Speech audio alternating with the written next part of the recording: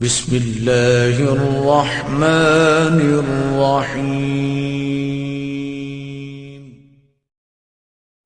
قرآن مجید کیا کہتا ہے کہ انعام میں جنت میں جب جاؤ گے تو جنت کی زندگی کا جو نقشہ کھینچا ہے قرآن مجید نے وہ یہ ہے کہ جنت میں ہر مومن جو چاہے گا وہ ہو جائے گا۔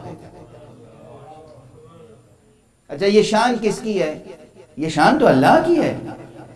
انما امرہ اذا اراد شیئا ان یقول له کن فیکون۔ اس کی شان یہ ہے کہ جب وہ چاہتا ہے کہ کچھ ہو جائے تو بس وہ چیز ہو جاتی ہے۔ تو ہر مومن کو یہ اختیار حاصل ہوگا جنت میں جانے کے بعد کہ وہ جو چاہے ہو جائے گا۔ توجہ ہے؟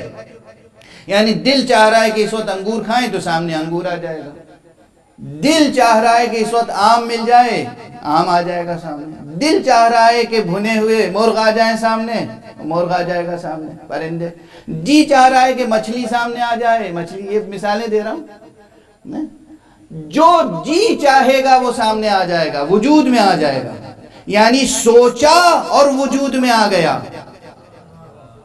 یہ اللہ کی شان ہے جو اللہ اپنے اوپر ایمان لانے والوں کو عطا کرے گا جنت میں۔ یہ ہم ہیں کہ جب ہم جنت میں جائیں گے تو یہ شان حاصل ہوگی۔ محمد و آل محمد وہ ہیں کہ جنہیں آج یہ شان حاصل ہے۔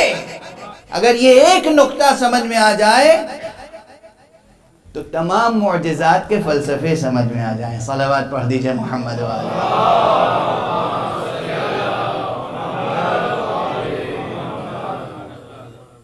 بہت سے معجزات جو کتابوں میں ہیں اس کا بعض سائنس زدہ اور فلسفہ زدہ حضرات انکار کر دیتے ہیں۔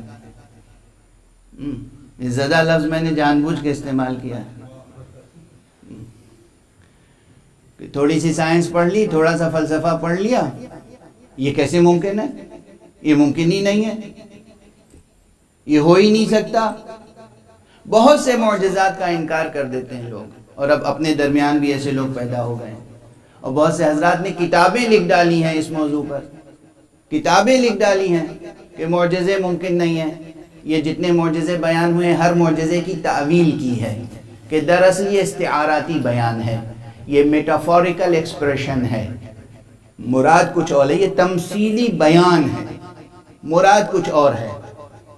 بعض بڑے ممبروں سے یہ بات کہی جا رہی ہے، اس لیے یاد رہے کہ یہ صرف تمثیلی بیان نہیں ہے، یہ حقیقت ہے کہ جو ہمیں اور آپ کو انعام اللہ دے گا زندگی کے بعد، کامیابی کے بعد، ایمان و عمل صالح کے بعد، حشر اور نشر اور قیامت و صراط سے گزرنے کے بعد، جو ہمیں کامیابیوں کے بعد انعام ملے گا، مقام حاصل ہوگا، اس مقام سے تو ان کا آغاز ہوا ہے۔